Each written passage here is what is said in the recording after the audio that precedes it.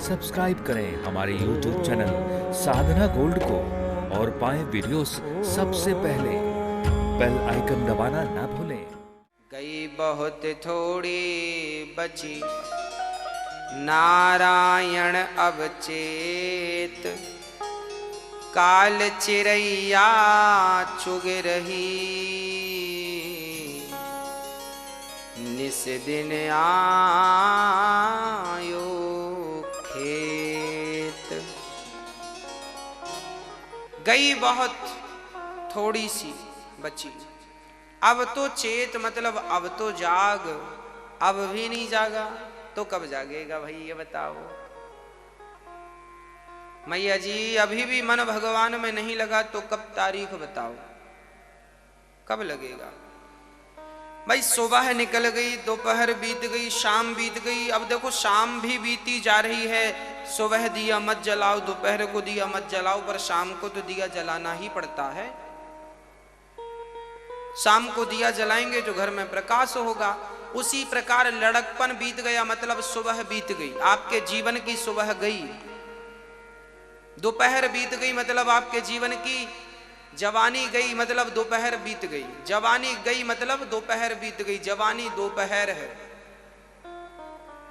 अब देखो शाम आ गई मतलब बुढ़ापा आ गया। ये जो बुढ़ापा है जिन जिन का, आप जब देख लो, आप जितने बूढ़े लोग हो। अच्छा आजकल तो आदमी 70 साल का भी आदमी ये स्वीकार नहीं करता कि मैं बुढ़ा हो गया। समस्या तो ये वो मानते नहीं कि मैं बूढ़ा हूं, तो दिया जलाएगा कब? वो जवान बना रहता है, ऐसा लगता है अभी दूध पीता है मां का। उनके बताने से यही फील होता है कि अभी दूध पीने वाले हैं ये। अभी तो हमारी उम्र ही क्या हुई है, ऐसा कहते हैं लोग। हाँ जैसे न कि अभी दूध वाले दांत झड़े ही ना हो।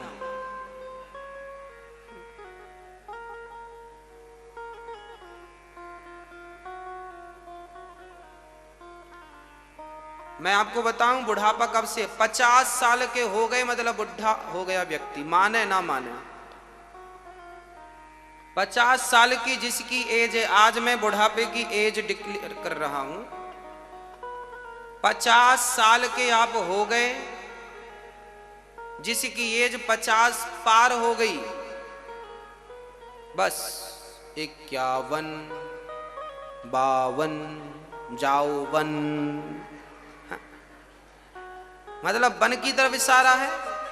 50 साल मतलब बुढ़ापा। 60 साल मतलब बुढ़ापे का मैच्योर। 70 साल मतलब बुढ़ापे की चरम सीमा। और 80 साल मतलब विदाई बुढ़ापे की। अब देखो आप कहां चल रहे हैं। और 80 के बाद भी कोई रह जाए तो फिर उसका,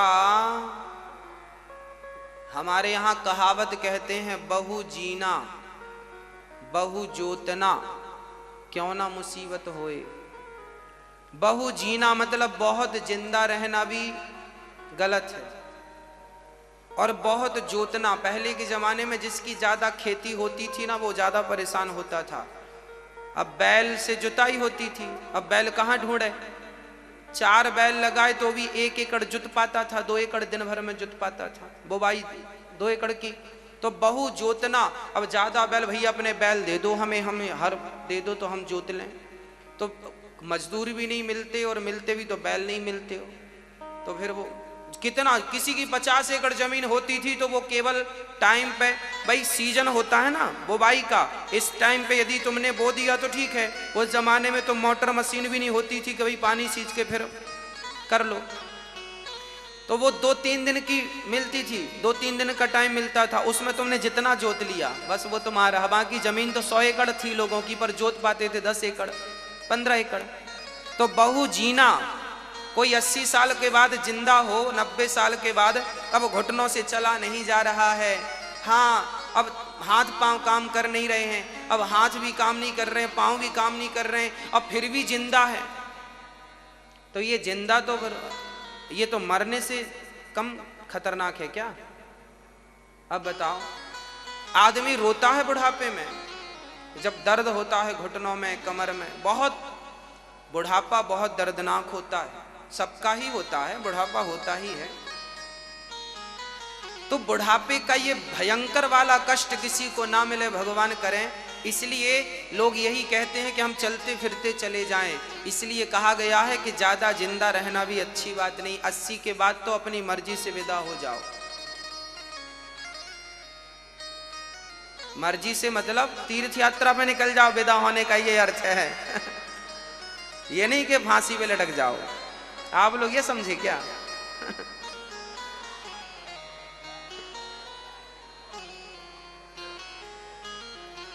80 के बाद विदा होने, हम तो कहते हैं कि 60-70 में ही घर परिवार से विदा हो जाओ बेटा, जा रहे हैं अब, दुखे सुखे वहीं रहेंगे बिहारी जी के चरणों में। पहले के लोग जाते थे बद्रीनाथ, केदारनाथ, चारों धाम की यात्रा करने आदमी बुढ़ापे में निकलता था, जाता था, फिर लौट के आने का सवाल नहीं होता था। और आजकल तो कहीं भी जाए लौट के फिर घर आ जाता है।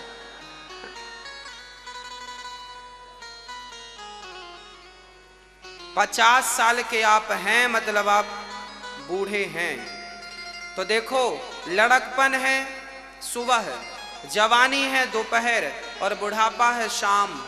आपका बुढ़ापा आ गया मतलब शाम आ गई, और सुबह दोपहर को दिया ना जलाओ तो चलेगा, पर शाम को दिया जलाना ही पड़ता है। उसी तरह आपका बुढ़ापा आ गया मतलब जिंदगी की शाम आ गई।